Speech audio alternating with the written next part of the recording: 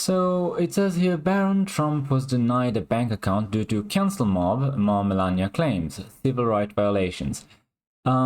She says that her own bank account was terminated at the same time that her son was denied one. Quote, I was shocked and dismayed to learn that my longtime bank decided to terminate my account and deny my son the opportunity to open a new one, Melania wrote in her new memoir, Melania.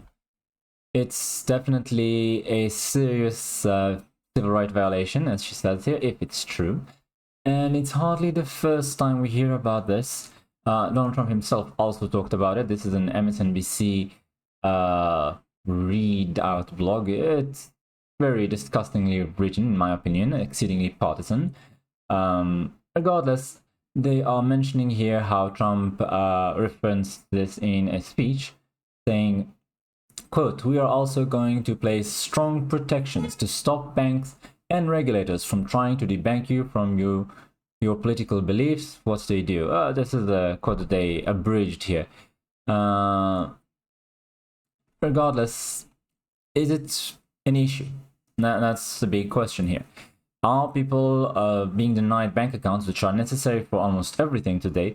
And if the banks and the left-wing politicians get their way and we move to digital currency, they will be necessary for even buying food. You won't be able to live without a bank account.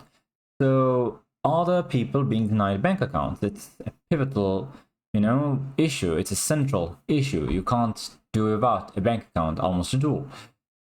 Well, this is debanking gun owners, the big banks war on the Second Amendment. It's a website that talks about how a lot of the biggest banks, Bank of America, Goldman Sachs, Wells Fargo, Citigroup, JP Morgan Chase, Capital One, and Amalgamated Bank, are all denying service to anyone connected to firearms manufacturing or retail.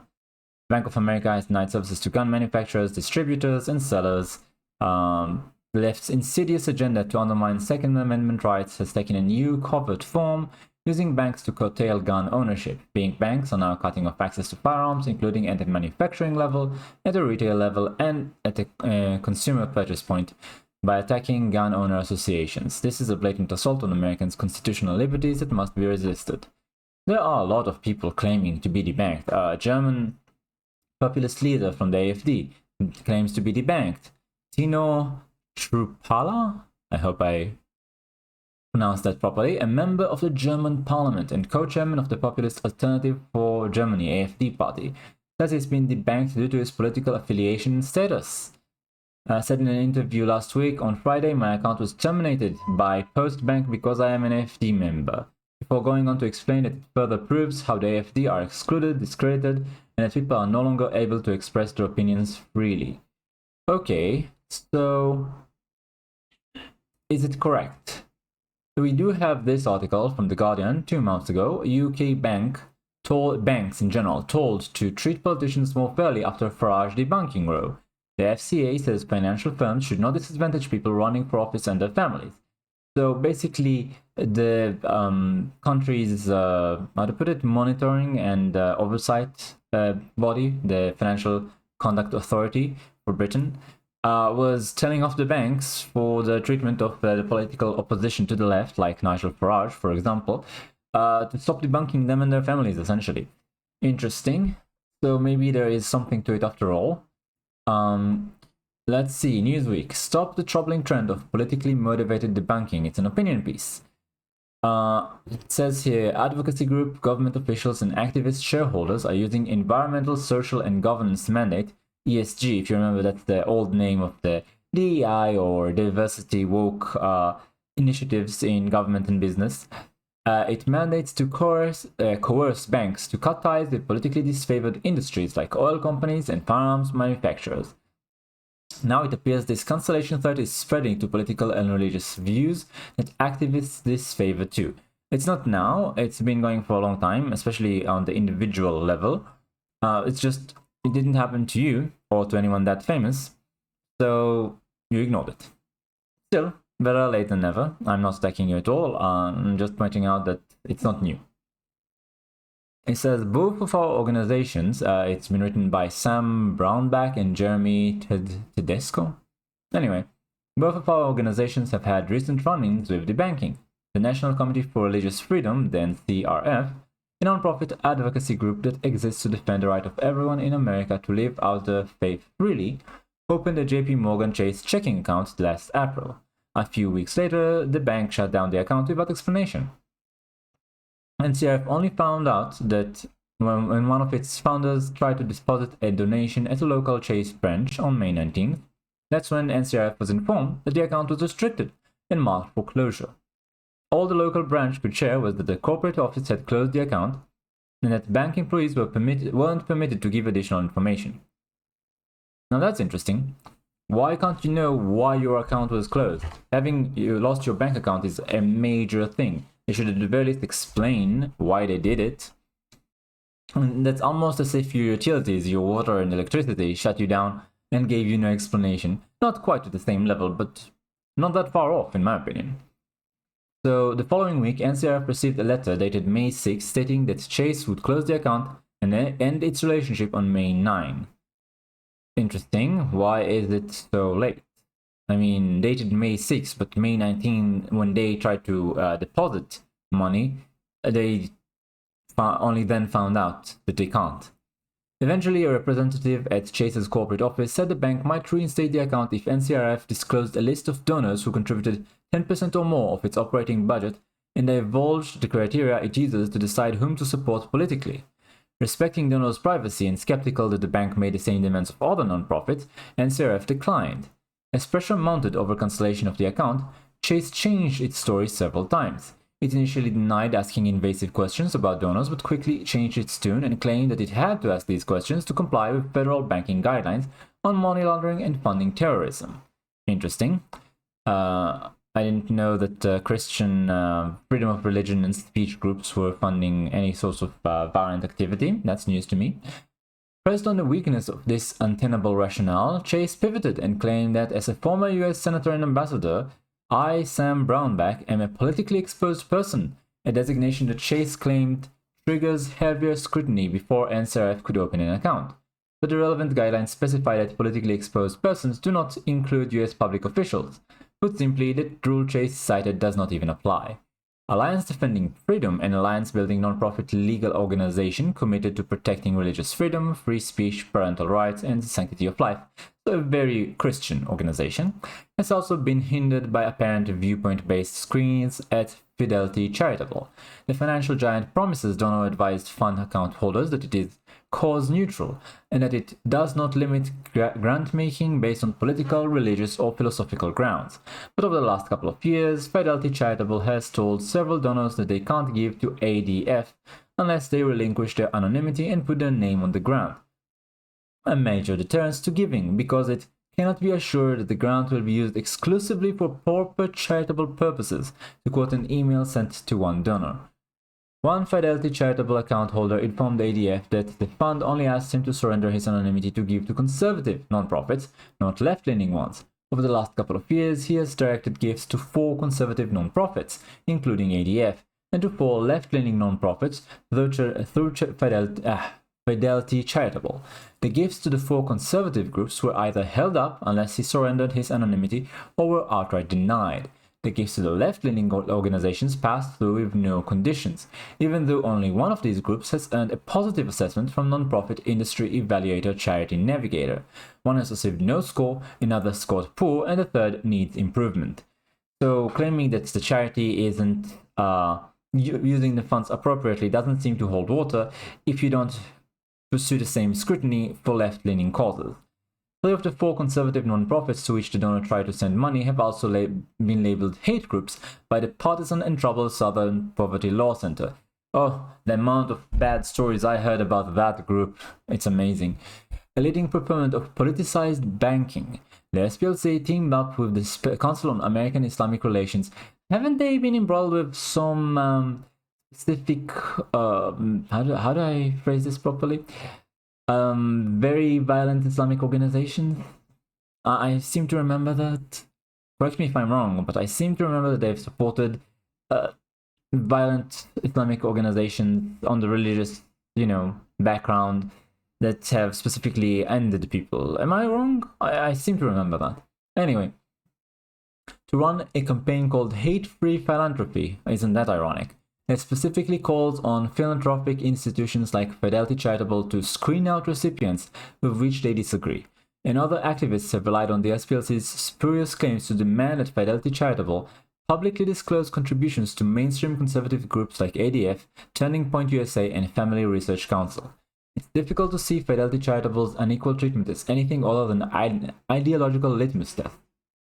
So, I'm going to point out again that you seem to be awfully partisan yourself, I'm sorry. But unless your group is specifically of the religious Christian variety, you don't seem to care that much that they get debanked. You're only caring about the mainstream Christian groups. And I have nothing against them. I think a lot of them do very good work. But I do think they are somewhat hypocritical themselves some of the time. And when more secular, American or in other cases British, French, and so on organizations that talk about free speech that get debanked or censored, you don't really care. Only when it comes to your sphere of influence do you actually talk about these things, and it's a shame. We should all be standing together against attempts to censor and debank us, because otherwise we may well fall alone. I honestly would wish to see a bit more cooperation from groups of this nature that seem to... How do I phrase this diplomatically? They seem to be leery of being associated with less religious organizations or less mainstream organizations on the right. And it's a real shame. You will only extend your lifespan by a bit if you disassociate with other groups that are, right-wing or anti-woke. It's not a permanent solution. It's a self-interested, hypocritical, and cowardly way out that will get you cancelled and debanked just the same, only it's a bit slower. I'm not saying that all of them do it. I know a lot of them don't, but some, more religious Christian organizations do feel that way. And like I said, it's a shame because you do a lot of good work. I appreciate a lot of what you do. Parental rights, against late-term abortions, for freedom of religion. I appreciate what a lot of these organizations do. Anyway, the fight for, how to put it, cooperation with the more mainstream right-wing organizations isn't necessarily a religious secular thing. Anyone who's more mainstream, like for example Nigel Farage, tends to disassociate with those who are less mainstream, and I think this, in the long run, it is a mistake, and it's not going to, avail you. It's not going to be a solution. What I wanted to move on to is the closing paragraphs, right? It says here, if companies don't voluntarily take steps to curb viewpoint discrimination in their services, they invite regulatory scrutiny. Some states are already considering legislation that would crack down on the debanking of ideologically disfavored industries, people, and groups. I full-heartedly support this. A bank account is a necessity in the modern world, much like having electricity and running water. You can't close people's bank accounts because you don't like them. You allow people who have ended or forced, in the adult way, multiple people to still have bank accounts. You allow people who are violent on political or religious lines, it's all censored by YouTube, sorry for the vague phrasing. You allow those people to have a bank account. The only people who are not allowed to have a bank account are people who talk or act against the mainstream orthodoxy. And this cannot be allowed to continue. If this continues, you'll force people to go to extreme lengths to oppose you. People will not give up on opposing the woke, the far left, the globalists. We will never give up. This is our hill to die on. It's just, no, absolutely not. So you will only make things more extreme if you shut people down from having a bank account, from being able to express themselves on the internet. Because honestly, you can't reach a sufficient audience to make any sort of difference today without the internet. This is the new public square. People have to be allowed the basics. Otherwise, you cause the extreme reaction, and I'm not calling for it at all. I think it's awful if it happens, and I definitely am against it. But it's inevitable if you continue to censor and debank people. It's just the truth, unpleasant though it may be. It says here that large national banks receive wide-reaching government benefits, such as greater lending power, FDIC insurance rates, subsidies, bailouts, and an anti-competitive chartering system.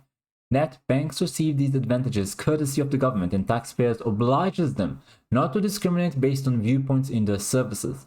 And the danger that these benefits might be taken away gives financial institutions good reason to end their risky entanglement with one-sided social activism and cancel culture. Well, I think they may well follow through on your suggestion here if the danger was real. Right now, at least in most Western countries, and especially in the strongest economically and militarily, France, Germany, of course, the US, first and foremost, the UK, it's just all of them have been captured by the far left politically. And there has to be a change in who is sitting in the chairs, in the White House and the Oval Office and so on, before we can actually use these levers of power to try and dissuade banks from acting on political bias. Until then, nothing will change, in my opinion. I don't see any sort of social backlash making a difference because the interests aligned behind this disreputable behavior are just too powerful. And it's a sort of long-standing problem that's been moving behind the scenes slowly and covertly and gathering steam. Just like the problem of being banned on social media. First, it happened to lesser known names. Then they had the sort of litmus case of Alex Jones, where they all banned him the same day. And this is the depersoning you of the internet, really. And it's happened to multiple people since then. And they will do the same with the debanking thing, where, they do it to less known people at first, and then slowly they normalize it. Then they will try and take a mainstream political personality. I think Nigel Farage may well have been a test case. If they could have gotten away with it, then they would have normalized it for everyone. They couldn't, so they took it one step back, but they'll start moving forward again if they haven't already. It's just a matter of time. Anyway, that was all from me on debanking for today. Thanks for watching. Like, comment, subscribe, and I'll see you next time.